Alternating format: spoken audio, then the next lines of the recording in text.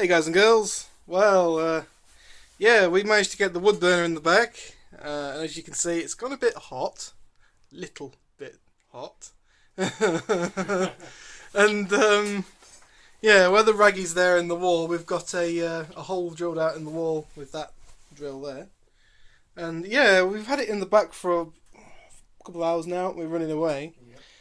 And it's hot in here. And it's hot, yeah, it's quite warm in here actually. We've got the door open a crack at that, and it's just still 20 degrees. Yeah, so we decided to test the limit on these fans.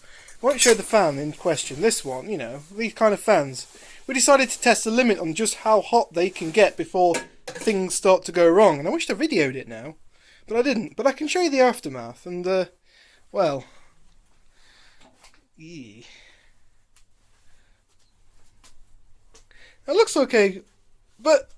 yeah, you gotta... It's a screwdriver. I know what, I'll just use the pipe.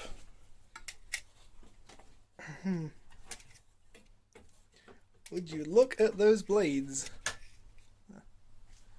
In there, guys and girls. Wowee. We did have this glowing, didn't we? The whole casing was glowing. The whole casing was glowing. And inside the fan was glowing. We had flames coming out of this fan about this long. Oh, wow! It's actually missing blades. It's gone flat. Completely. Oh, typical. Yeah, I could pick it up, I think. If you black out the whole rest of it, it'll come up. There we go. I see it better now. Just turn it. Yeah, that's what happens if you make these things glow. The blades just fly off. But right up until they glow, they last. They last, yeah. So, the running temperature of these fans is glowing point. Just before a flame comes out the exhaust. Yeah. Now you get a wicked ticking sound. So we're actually going to take the fan to bits and see what it looks like inside. It's a screw still there. nice and free running inside. Yeah, spin the through. bearings are still good, look.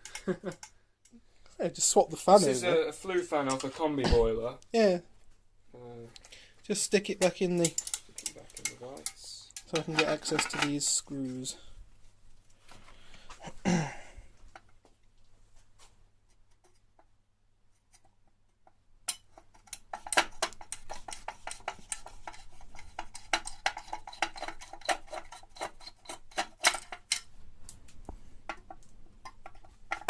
I don't think the little fan on the back would have been helping.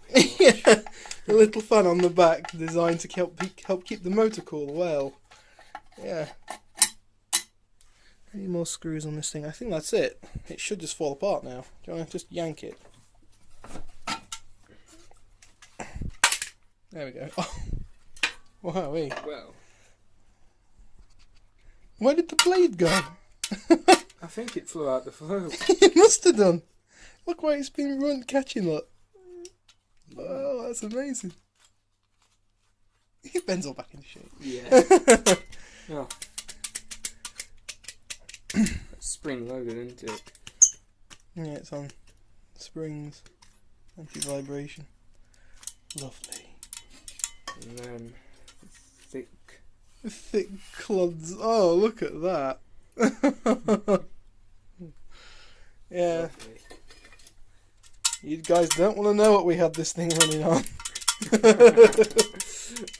We're not going to tell you. But we got that flame running pretty damn hot. Well, the Flue tube was glowing, so you know how hot we had it running. I can't believe how well these things work. So we'll probably go to the scrapyard tomorrow and they'll swap this for a new one. Yeah, that's it. The rest of it is we can get hold of these fans like everywhere. We've got that one. We've got one underneath this coat. In all that lot there, look. In oil. And we've got that one over there that you can see. So we've got loads of fans spare just in case. But yeah, I am a metal fan in two ways. Because metal fans survive excess heat, and boy did they survive some heat. We could even keep the casing off that. I thought the casing would melt first. Yeah, because it's alley. It's an alley case, so I thought the casing would melt first.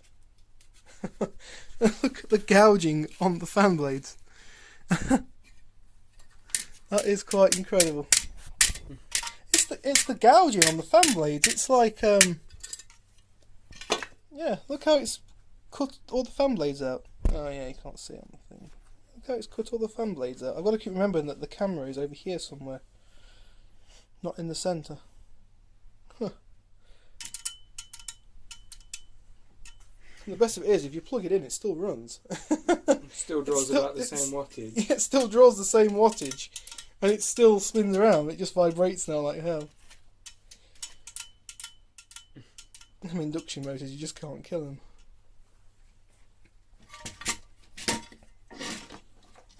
Oh, it's still quite warm actually. Yeah, that induction motor on the back of it there. They're the motors. That's the guy right there. They're strong motors they are. That didn't complain at all. No, they may not be the most powerful motors in the world, but by God are they tough. They're that inefficient in terms of, you know, what do you call it, in terms of heating up. You could just have the thing locked on dead lock and the thing won't burn itself out. Fantastic little things. Yeah, that's cool. Yeah, compressor, I've broke it. Not the compressor's fine, it's just I've broke the starting system on it. I took it all to bits to wire it in nicely and to solder all the bits in, but I've broke the switch over. Oops, my bad. But it wasn't the right amperage anyway, and it has burnt out these contactors already in the few. Oh, you can't see these contactors here. In the few times that I've ran it, it's already worn them down massively. So time to find some bigger ones, I think. Trouble is, all of these kind of compressors are 3-phase. Oh, massive high voltage, and I don't think the massive high voltage start-run system will work. Mind you, it's not very common to find 400 odd volts that's not in 3-phase, you know, in single. Oh well. And I'm also thinking about getting bigger piping for it as well. For saying this is the high airflow out. Yeah, I think that. Is that the suction line or the pressure? That's the pressure line. That's the high pressure outward. You know, and this thing does produce quite a bit of air. This thing can blow up a 2-litre pop bottle in less than a second. In less than a second, that's yeah. Fully crushed. And that's from fully vacuumed, stuck it on there, and then you put it on there on the outlet, and it just fills it up so quick.